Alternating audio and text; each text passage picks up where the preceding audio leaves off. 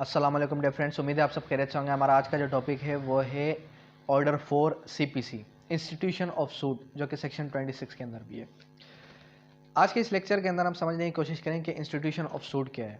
अब institution of suit की तरफ जाने से पहले सबसे पहले हम ये समझते हैं कि अगर आपके पास कोई भी क्लाइंट आता है, केस लेके आता है, तो उस केस को पढ़ने से पहले, पढ़ने के साथ साथ आपको कौन कौन सी चीज़ें मद्देनज़र रखनी है।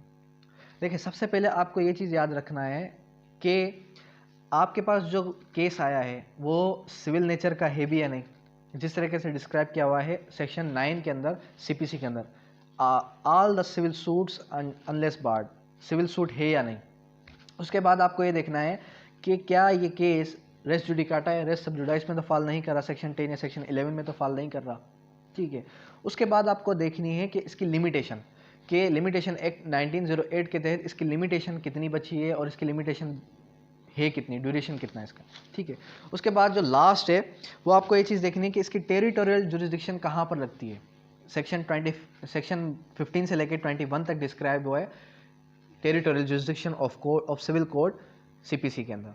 तो आपको ये चार चीज़ें, मेन चीज़ें जो हैं पॉइंट आउट करनी है, देखनी है कि आपका केस कहाँ दाखिल होगा और जो है आपका केस कौन सा जज सुनेगा, ये सारी चीज़ें आपको देखनी है। उसके बाद हम आते हैं अपने टॉपिक की तरफ, suit to be commenced by plaint. अब देखें, इसका जो रूल 1 है उसके अंदर बात हो रही है कि सूट जो आपका कमेंस होगा प्लेंट के ज़रिए से होगा। किस तरीके से? जो भी आपका सूट है प्लेंट के ज़रिए से होगा। अब प्लेंट कहाँ पर डिस्क्राइब है, ये सब रूल 2 बताता है कि every plaint shell comply with the rule contained in order. तो जो भी आपका प्लेंट है वो कंप्लाई करेगा रूल्स के तहत, जो कि ऑर्डर 6 और ऑर्डर 7 के अंदर बताया गया है। अब ऑर्डर 6 क्या है, ऑर्डर 7 क्या है? ऑर्डर 6 जो है वो बात करता है जनरल प्लीडिंग की और ऑर्डर 7 बात करता है प्लेंट की। उसके बाद आते हैं हम registrar of suits. Registrar of suits means कि यहाँ पर ये बात कर रहा है, court shall cause the particular of every suit to be entertain in a book to be kept for the purpose and called the registrar of civil suits. तो court जो है आपका एक रजिस्टर रखेगी अपने पास, जिसको वो कहेगी register to suits, register of suits, कि ये जो रजिस्टर है वो ऑफ सूट्स का है, ये सूट्स का रजिस्टर है, ठीक है। तो यहाँ पर ये कोर्ट जो है अपने पास रजिस्टर रखे। अब उसके अंदर लिखेगी क्या? उसके अंदर जो भी उसके पास कोर्ट के पास केस आएगा तो उसका केस नंबर, उसका जो भी डिटेल है वो सारी चीज़ें लिखेगी, ठीक है।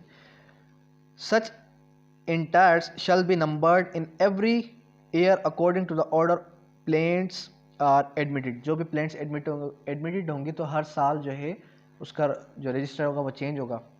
उसके बाद बात करता है courts to be numbered. Court to be numbered क्या है? अब आपको एक मैं सिंपल ही बात बताऊं, देखें, कोर्ट टू बी नंबर्ड क्या है और आपका केस नंबर क्या होता है। Court to be numbered means कि हमारे पास इस तरीके से, हम जब एक कोर्ट के अंदर जाते हैं वहाँ पर बैठे होते हैं सीनियर सिविल जज 1, सीनियर सिविल जज 2 या मजिस्ट्रेट 1, मजिस्ट्रेट 2, ठीक है। तो जब भी आपका केस होगा उस केस के अंदर आप लिखेंगे in the court of senior civil जज 2 या सीनियर सिविल, जो भी आपका मजिस्ट्रेट है, मजिस्ट्रेट 1, मजिस्ट्रेट तो क्रिमिनल में होता है। तो यहाँ पर आप क्या लिखेंगे? आप लिखेंगे जो भी आपका जज है 1 है, 2 है, 3 है। उसके बाद केस नंबर क्या होता है? Case number allot advocate, pleader नहीं करता, केस नंबर अलॉट करती है कोर्ट। किस तरीके से? आपने प्लेंट बनाई, प्लेंट के अंदर आप कभी भी जो है केस नंबर नहीं लिखेंगे। किस तरीके से? आपने सबसे पहले लिखा in the court of senior civil जज, लिख लिया आपने, हेडिंग दे दी। उसके बाद सेकंड में, बीच में या साइड में आप जगह छोड़ते हैं किस चीज़ की?